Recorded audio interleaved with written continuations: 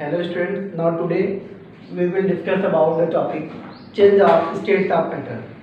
Students, in this topic we will discuss how solid converts into liquid, liquid converts into gas, gas converts into liquid, and again liquid converts into solid. Also we will discuss how solid converts into gas without changing liquid and gas converts into solid without changing liquid. Students, interconversion of matter from one state of matter to another state of matter. Okay, interconversion of matter from one state of matter to another state of matter due to change in temperature and pressure is known as change of state of matter. Okay, and in this topic, first point will be melting. Student, the process in which solid changes into liquid on heating. Okay, on heating, the process in which solid converts into liquid is known as melting. Okay, and the temperature at which process of melting takes place is known as melting point. For example, ice cube to water. Now, next, vaporization. Student, the process in which liquid converts into gas on heating is known as vaporization, and the temperature at which process of vaporization takes place.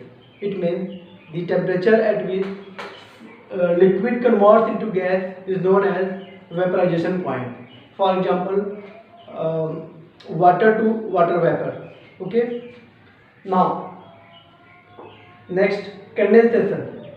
The process in which gas converts into liquid is known as condensation, and the temperature at which process of condensation takes place. Okay, it means the temperature at which gas converts into liquid is known as condensation point. Now, next, freezing.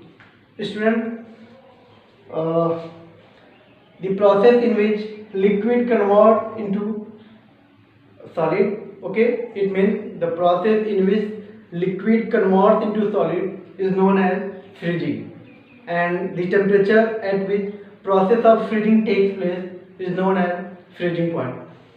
And example of condensation, water vapor to water, and example of freezing, water to ice. Okay, now next topic will be sublimation.